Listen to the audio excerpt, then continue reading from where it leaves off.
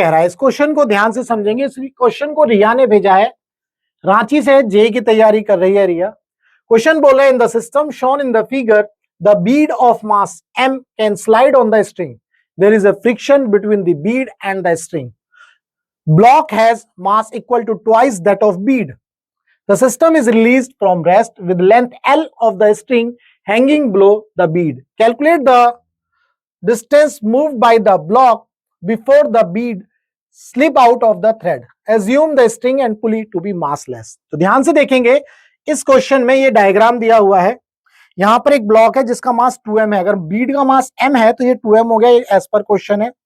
पुली और स्ट्रिंग जो है मासलेस है, ये आपको समझना है।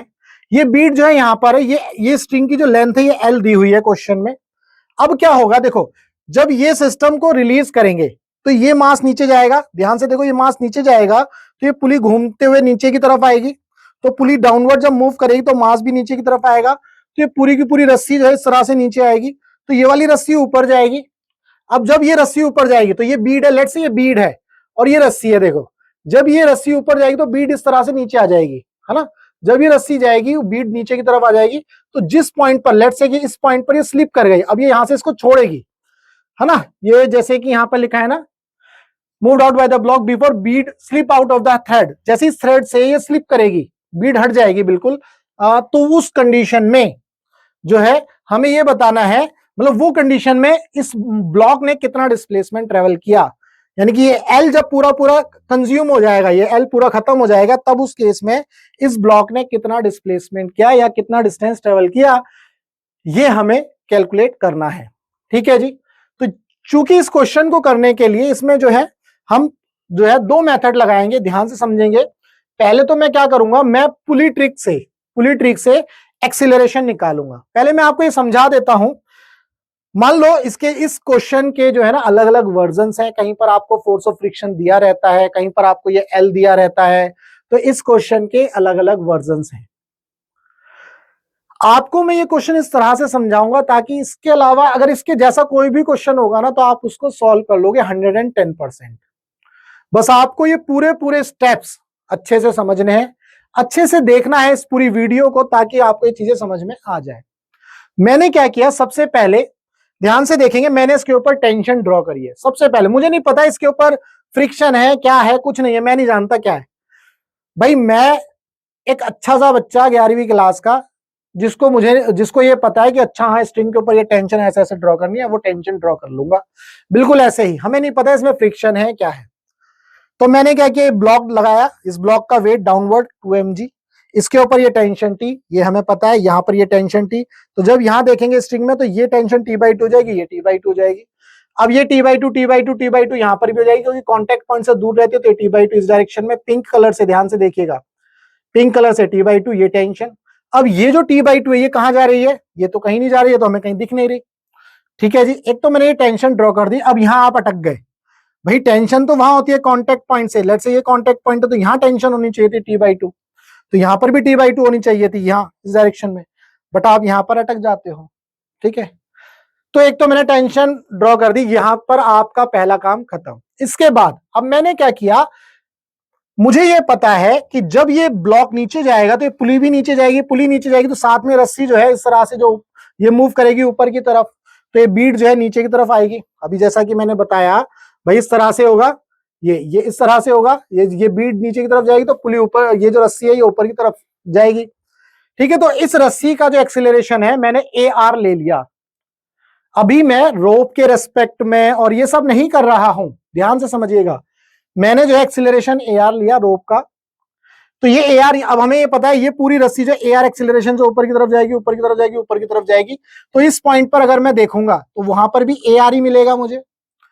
अब यहां से ये AR AR AR ये मैंने ड्रॉ किया, AR AR AR, ये AR AR AR इस तरह से ड्रॉ किया। यहां पर आते ही ये चूंकि रस्सी यहां पर फिक्स है, तो ये पूरा जो ये वाला एंड होगा पुली का, ये क्या होगा, ये फिक्स होगा, ये पॉइंट जो है मूव नहीं करेगा, ये आपको समझना है, ये पॉइंट मूव नहीं करेगा। ठीक है, मैंने इस तरह से एक्सेलरेशन ड्रॉ कर लिया। अब मैं पुली ट्रिक लगाऊंगा, इसको पुली ट्रिक बोलते हैं। पुली ट्रिक में हम जो है लेट से पहले इस पुली की बात करते हैं। देखो मैंने क्या किया, इसको नंबर 1 दिया सेंटर में, इसको नंबर 2 दिया, इसको नंबर 3 दिया। तो 3 पर एक्सीलरेशन क्या मिल रहा है, AR, A3 हमारा किसके इक्वल हो गया, AR के। ये अपवर्ड डायरेक्शन में अपवर्ड है। चूंकि ये पॉइंट फिक्स है तो आपका A1 जो है 0 हो जाएगा, ये भी फिक्स हो जाएगा। हमें A2 निकालना है, तो A2 मैंने डाउनवर्ड डायरेक्शन में मान लिया। तो फॉर्मूला लगाते हैं A1 is equal to A2 plus A3/2। ये फॉर्मूला है इसके लिए, पुली ट्रिक के लिए। तो A1 मेरा 0 है, ये मैंने एज इट इज रखा। A2 प्लस A3 किसके इक्वल था, AR के, रख दिया अपॉन में 2। तो ये 0 था तो ये 0, तो AR इज इक्वल टू या A2 is equal to minus AR। ये बता रहा है कि आपका AR इस डायरेक्शन में था, तो A2 जो है माइनस AR है, यानी कि नेगेटिव में है। ये डाउनवर्ड डायरेक्शन में, इसलिए मैंने डाउनवर्ड बना करके दिया है। नेगेटिव ये रिप्रेजेंट कर रहा है कि जो A2 है वो डाउनवर्ड डायरेक्शन में, अपवर्ड वाला पॉजिटिव, डाउनवर्ड वाला नेगेटिव। ये ध्यान रखना है, जो साइन लगाया है ना, ये साइन जो है यहाँ पर लगता है, ऊपर ले लिया पॉजिटिव, नीचे ले लिया नेगेटिव। तो नीचे नेगेटिव है तो आंसर नेगेटिव, ये बता रहा है कि A2 जो है डाउनवर्ड है। ठीक है भाई, ये आपको समझ में आ गया। सिमिलरली मैं इस पुली की बात करूंगा, तो मुझे यहां से A2 is equal to minus AR मिला। तो ये AR देखो, जो मैं माइनस AR लिख रहा हूं, तो ये AR यहां भी AR, यहां भी AR, तो ये मैंने यहीं से लिखा है। ये AR मैंने यहां सॉल्व कर लिया तो यहां लिख दिया।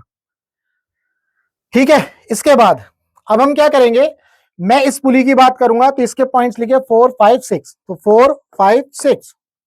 तो 4 पर जो एक्सेलरेशन है A4, 5 पर जो एक्सेलरेशन है डाउनवर्ड में ये A5, 6 जो है ये ऊपर की तरफ मैंने लिया है तो ऊपर ले लिया। ध्यान से देखो 6 तो 0 है, क्योंकि ये पूरी स्ट्रिंग जो है ना ये रेस्ट में है, ये कहीं मूव नहीं कर रही है, तो ये A6 इस केस में 0 हो जाएगा आपका, तो वो छोड़ दिया। A4 जो है हमारा, जब यहां पर आप देखो मैंने एक्सेलरेशन ऑफ ब्लॉक लिया है AB, मैंने क्या लिया, एक्सेलरेशन ऑफ ब्लॉक AB। तो यहां से जो है ना ये A4, सॉरी इसको अभी छोड़ते हैं, ये A4 है इस डायरेक्शन में, तो डाउनवर्ड है तो मैंने माइनस लिया है, माइनस A4। A6 मेरा 0 है। A5 किसके इक्वल होगा, ध्यान से देखो, A5 मेरा AR के इक्वल है माइनस में। भाई ये AR देखो रेड वाला चलता रहा चलता रहा चलता रहा, तो यहां भी तो AR ही मिलेगा, तो ये AR आ गया माइनस में। तो यहां से जब सॉल्व किया तो माइनस से माइनस उड़ गया, A4 is equal to AR/2, तो A4 आ गया AR/2। अब ये जो A4 है बेसिकली ये AB के इक्वल ही तो है। भाई जिस एक्सेलरेशन से ब्लॉक नीचे जाएगा उसी एक्सेलरेशन से ये पुली नीचे जाएगी, तो A4 जो है मेरा AB के इक्वल है, block of acceleration of block के। A4 किसके इक्वल आया मेरा, AR/2 के, तो AR is equal to 2AB। ये फॉर्मूला या ये रिलेशन बन गया। तो एक्सीलरेशन ऑफ रोप मैंने माना AR, ब्लॉक का एक्सीलरेशन आया AB, 2AB। ठीक है जी, यहां तक क्लियर है। तो जब भी आपके पास ये सवाल आएगा तो कुछ इस तरह से आपको ये सॉल्व कर लेना है, पहले एक्सीलरेशन का रिलेशन निकाल लेना है।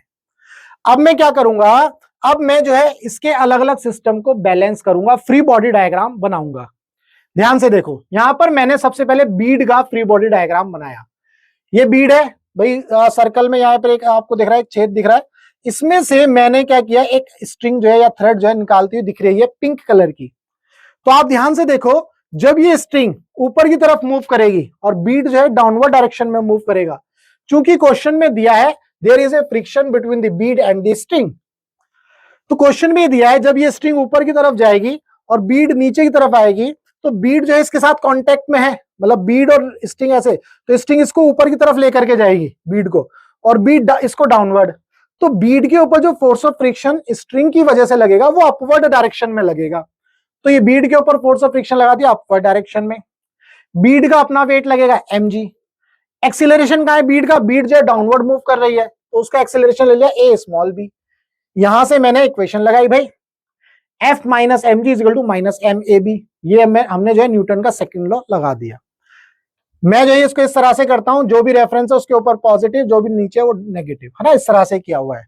बहुत सारे लोग इस तरह से करते हैं, क्योंकि mg बड़ा है, एक्सीलरेशन डाउनवर्ड है, तो और एक्सीलरेशन डाउनवर्ड है तो इसलिए mg बड़ा है, mg बड़ा है तो mg minus F is equal to MAB कर देते हैं। मैं इस तरह से करता हूं।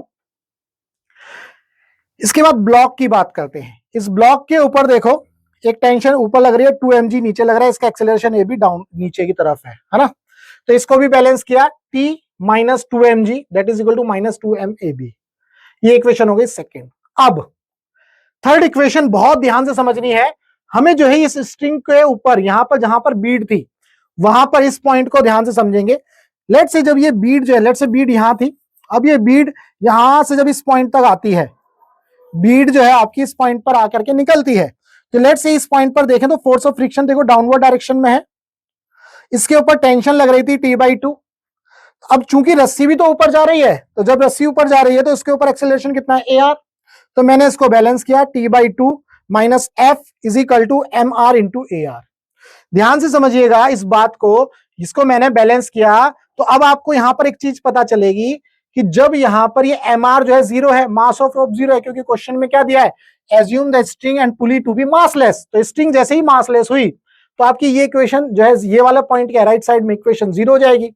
लेकिन एक्सिलरेशन ऑफ रोप 0 नहीं है, ये ध्यान रखना है। तो यहां से T/2 इजगल टू F, तो T इजगल टू 2F। कहीं कहीं पर क्वेश्चन में इसको T इजगल टू F होता है, क्योंकि वहां पर वो इसको T नहीं मानते, वो यहां T ले लेते हैं, बोलते हैं कि जो फोर्स ऑफ फ्रिक्शन है वो टेंशन के इक्वल आता है, बस बोल देते हैं। अब बच्चा जो है उसको अपने आप समझता रहे, लेकिन मैंने यहां पर आपको प्रूफ करके बताया है कि जो टेंशन है और जो फोर्स है वो यहां पर किस तरह से इक्वेट हो रही है। वो बात अलग है, मैंने इसको T/2 करके सॉल्व किया, कुछ इसे T इक्वल टू F कर देते हैं, वहां पर ये बोल देते हैं कि यहां पर जो टेंशन है स्ट्रिंग के अंदर वो कौन प्रोवाइड कर रहा है, फोर्स ऑफ फ्रिक्शन, बस वो ऐसा बोल देते हैं। लेकिन मैंने यहां पर इसको प्रूफ कर दिया कि जो टेंशन है वो कौन प्रोवाइड कर रहा है, फोर्स ऑफ फ्रिक्शन। ठीक है जी, तो यहां से T इक्वल टू 2F। हम क्या करेंगे, इन तीनों इक्वेशन को यूज करेंगे। तो देखो मैंने क्या किया, सबसे पहले तो 2F minus 2mg equal to 2mab, इस इक्वेशन में 2 से मल्टीप्लाई किया, 2F minus 2mg equal to 2mab। ठीक है जी, इसके बाद ये इक्वेशन में T की जगह मैंने 2F रख दिया है, 2F minus 2mg equal to minus 2ma capital B। ठीक है जी, इस इक्वेशन में T की जगह मैंने ये वैल्यू पुट करी, इस इक्वेशन में 2 से मल्टीप्लाई करी है, तो यहां से आपको देखो ये 2 से मल्टीप्लाई, ये इक्वेशन ये वाली। ठीक है, अब आप देखो लेफ्ट साइड की इक्वेशन सेम है तो राइट साइड की इक्वेशन इक्वल हो जाएगी। तो 2m से 2m उड़ गया, AB इजगल टू AB, है ना, A small b is equal to A capital B। Acceleration of bead is equal to acceleration of block, ये इक्वल आ गया यहां पर। अब जैसे ही ये इक्वल आया तो मैंने इसको A मान लिया। अब आपको ये पता था रोप का एक्सीलरेशन कितना था, ट्वाइस ऑफ AB, तो रोप का एक्सीलरेशन कितना हो जाएगा, 2 टाइम्स ऑफ A। तो बीड और ब्लॉक का एक्सीलरेशन तो A है, रोप का एक्सीलरेशन कितना है, 2 टाइम्स। क्लियर है, यहां तक कोई दिक्कत नहीं है। यहां तक मैंने कुछ ऐसा नहीं किया कि रोप के रेस्पेक्ट में करना है या बीड के रेस्पेक्ट में, वो सब मैंने नहीं किया है। इसके बाद अब हम इसको सॉल्व करेंगे।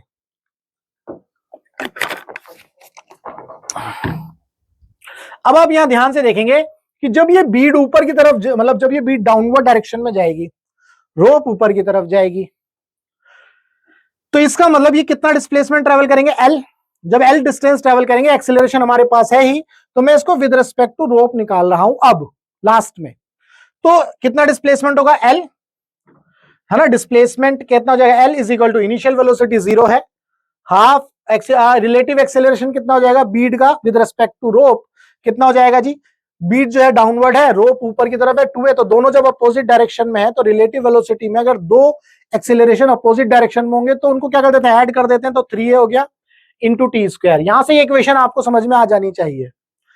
इसके बाद मैंने ब्लॉक के लिए निकाला, तो LB is equal to initial velocity 0 half, block का एक्सेलरेशन तो हमारा AB ही था, और AB हमारा किसके इक्वल है, AB हमारा A के इक्वल है, जिसको मैंने अज्यूम किया, तो हाफ A टी स्क्वायर। यहां से इन दोनों इक्वेशन को डिवाइड किया है, L अपॉन में LB इज इक्वल टू, देखो half cancel, A cancel, T square cancel, तो 3/1, तो LB आ गया L/3। तो जो ब्लॉक है उसका जो डिस्प्लेसमेंट होगा वो L/3 होगा। क्लियर है, तो उम्मीद करता हूं यहां पर ये क्वेश्चन जो है आपको क्लियर हुआ। यहां पर आपको सबसे पहले एक्सीलरेशंस पता होने चाहिए, उसके बाद इनको बैलेंस कैसे किया ये भी मैंने आपको एक्सप्लेन किया है, कि यहां पर टेंशन जो है फोर्स ऑफ फ्रिक्शन के इक्वल कैसे होती है ये भी बताया है। तो उसके बाद इसको सॉल्व किया। उम्मीद करता हूं इस क्वेश्चन में आपका जो भी डाउट रहा होगा वो डाउट आपका सॉल्व हुआ। अगर इसके बावजूद भी कोई डाउट है तो आप इस नंबर पर व्हाट्सएप कर सकते हैं। हमारा मकसद है टीच फ्री फॉर इंडिया, यानी कि आप इंडिया के किसी भी कोचिंग सेंटर में पढ़ते हो, चाहे आकाश में, एलन में, चड्डा में, अड्डा में, पड्डा में, PW, TW, CMC, PMC, TMC, जहां भी, और आपका फिजिक्स के अंदर चाहे वो थ्योरी हो या क्वेश्चन हो, डाउट है और वो सॉल्व नहीं हो रहा है, तो आपको करना है कि आपको अपना फोन उठाना है और इस नंबर पर व्हाट्सएप कर देना है। हम आपके डाउट का बेस्ट वीडियो सॉल्यूशन आपको बना करके देंगे। तो चलिए